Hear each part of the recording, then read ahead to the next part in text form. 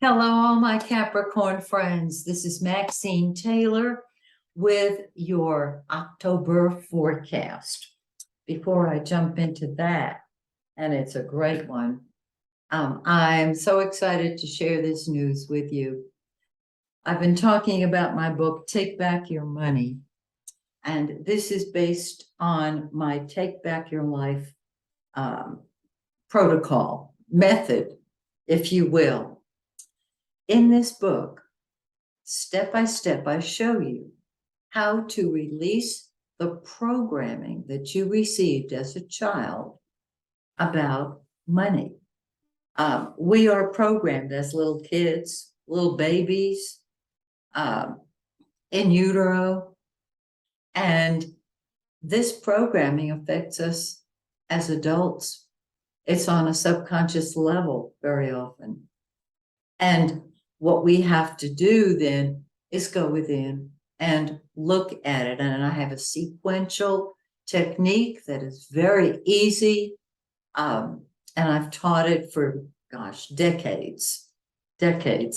So if you are ready to release the programming that has owned you when it comes to money, here's the deal. Today is October 1st. On the 5th, this book will be available on Amazon and my website, MaxineTaylor.com, on October 5. Okay? You'll be able to buy it, and it's very easy to follow along. I've included success stories from some people I have worked with. I've worked with lots and lots of people, but I just chose a few to inspire you. And if you would like your own personal session with me, it's a 3-hour session, especially tailored to your needs. So I'm focused on you and your programming rather than generic programming. It's all about you. If you're interested in that, go to my website, Maxine Taylor, under the Spiritual Coaching tab, and you will find it there. Okay, now let's look at what's going on. First of all, Mercury is still retrograde until tomorrow. If you're finding that your lips are still not working as a team, let's blame it on our favorite scapegoat, Mercury retrograde. So tomorrow, October 2nd, it will go direct and move into the shadow of the retrograde. And that shadow will last until October 15th. Now, in the shadow, it feels like Mercury is retrograde, but it's not. This is the time to tie up the loose ends of unfinished projects that you didn't get to or couldn't get to or didn't want to get to while Mercury was retrograde. Okay? And it will come out, as I said, of the shadow on the 15th. Now, Mars, the planet of action and energy, is in the shadow of the retrograde. And when Mars goes retrograde, which it will on the 30th, it's different from a retrograde Mercury. Since it's action and energy, when it goes retrograde, everything flatlines, nothing's going on, nothing's happening, nothing's moving. Mars is a slower moving planet, so it's going to take longer for it to go through the retrograde and then the final shadow, which it will March 15th of 2023. So we'll be used to it by then, all right? Be aware of that. So let's talk about it. Mars is retrograde, or it will be retrograde October 30th, in your 6th house of work and health. And so there may be something about those two arenas where it's hurry up and wait, where things are not moving as quickly as you would like. That's simply Mars. Believe me, when it comes out of the shadow and goes, when it comes out of retrograde and goes direct, that is when everything's going to pick up in your work and your health area. Now, Jupiter is retrograde, and it's in your fourth house of home and family and real estate. And Jupiter is the greater benefic. It brings blessings and joy and expansion, but it's retro. And so it will retrograde back into your third house on the 28th. Now, third house is communication, correspondence, short distance transportation. And so your mind is going to be opened up. This is your second chance at expressing your ideas, your belief systems, Jupiter, your principles, Jupiter, your truth, Jupiter. But that'll be coming along. Okay? Stay tuned. I'll keep you posted. So let's look up here at Mercury and Venus and the Sun, because they're fast-moving planets. Mercury's what we think about and talk about. It's in your ninth house. So you're making plans for the future.